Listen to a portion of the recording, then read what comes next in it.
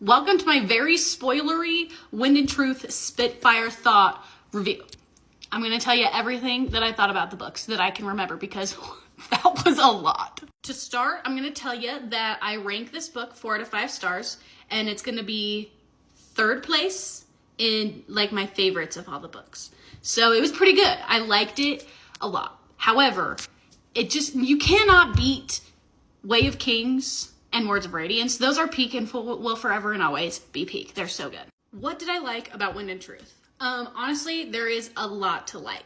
There is so much happening in this book all at once, and it's a lot to process, but I appreciated how it was broken down to a point where I could process it just enough, and I understood what was going on. Even though there was a lot happening, I could keep up, and I really appreciated that. I love Adolin and Zeth's POVs. They were so good. How can you not be in love with Adolin Colin? He has the biggest heart. He's the most caring person. He's just a doll. I just wish I could just reach into the book, pull him out, and just smooch him.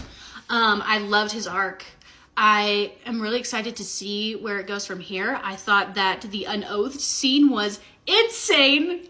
My mind was blown. I love how he just adopts Yanagon and just helps be this guy's friend and turns him into a soldier. And I love that he just puts all this faith in him. Is like, dude, we're going to get you wherever we need to go. And I support you in whatever you want. And I love that. With Zeth, I love the flashback scenes. I love his whole journey. The scene where Cal realizes that he's basically just grown up Tien, and then Zeth just falls into his arms bawling, broke my heart. Like, I'm starting to tear up thinking about it. Shallan's POV was fun. I really loved the stuff with Channa and kind of talking to her mom and that dialogue. The wedding was way fun. I got to go to the World Hopper Ball. And so being able to kind of like live that in real life was insane. And like being able to see that happen in the book too. So much fun. I'm really excited to see where she goes with Thydakar. That like got me so excited. And there's no way she's not pregnant. I know she is, and you cannot change my mind.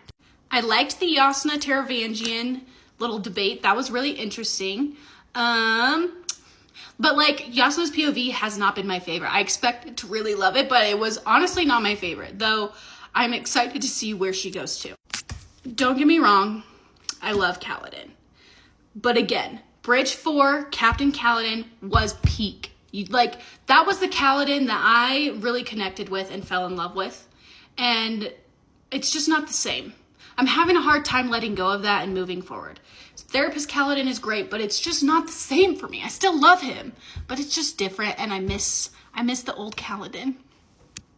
Dalinar and Navani in the spiritual realm was a ride, and I really enjoyed all the flashbacks, and I really loved the Tanavast POVs. Those were really interesting. But what really super fell flat for me was Gavinor as Odium's champion. Like, it fell so flat. I feel like it needed to be fleshed out a little bit. I would love to have had Gavinor's perspective, like just a little bit of what him and Odium were doing in the spiritual realm as he was growing into this angry adult who's just so ready to go kill his grandfather. Like, I appreciate it for what it got Dalinar to do in the end, but that scene itself just fell so flat because there was no real emotion behind it. There was nothing for us to connect to for it. You know what I mean? Like, I just wish we had more from that.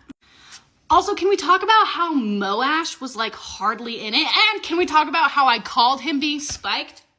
I called it. I so called it. Granted, I thought it was going to be hemalurgy, but still, it counts. It counts as I got it right. Anyways, so Moash was hardly there. That kind of pissed me off a little bit because he has been so huge the last couple books, and I feel like everyone was craving more of his story as the villain. Like, Moash is probably one of the best villains ever written, and I wish we got more on him. But I understand why Sanderson chose to go with Odium because that opens to the wider Cosmere, and I'm really excited to see where that goes. But I'm just frustrated that we didn't get more Moash. Like, what the heck? And I feel like a lot of the characters kind of just were there for a second and then fell off the face of the book. Like, what happened to Lift? Like, she was there for a minute. She was pretending to be Navani, and then, like, poof, she's gone. Can we talk about how nice it is, though, that we got the holes from Sunlit Man filled? Because I was itching to figure out what happened to Sigil, and I'm happy. I'm happy with how we figured out his line. Like, I'm pleased with it. It made me cry. Of course I cried, but now I just feel the need to know what happens between him and Ox, and then what all the things that conspired for him to get to Sunlit. So I hope we get like a secret project novella, just something to fill in that hole, because I'm really interested. Who doesn't love Hoid? Hoid, I was so intrigued by everything. Like, I was terrified, I was scared, and then I was like, where is he getting his confidence? And then I loved the end where he's bopping over to Scadrial to be Wax's driver, right? So I loved having that little timeline set, though I'm interested to see what happens with all this timeline stuff now that Roshar is on a time bubble. So I'm curious to see what that gap is going to be. You know what I mean? So that's going to be interesting. Kaladin as a herald. I don't hate it, but I don't like super love it either. However, I think whatever is going to be set up for him in the next arc, I think it's going to be really cool. I think it's going to be really cool. Everyone's talking about how Kaladin and Channa are going to bang, and then Cal's going to come back and be like, I did your mom. But I don't think that's going to happen. But the jokes that people are making on Reddit are actually hilarious. As for Dalinar, we know he is Gonzo. However, I think the Blackthorn is going to come in like full power, and he's gonna be a huge villain for the next arc, and I would love for Adolin to combat that.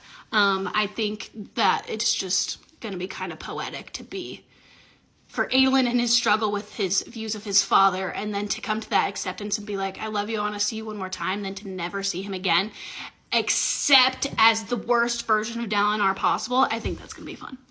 I think that would be cool. Anyways, there was so much in that book. I haven't fully processed it, but I think I'm going to end this video because it's really long. So thanks for watching. Love you. Bye.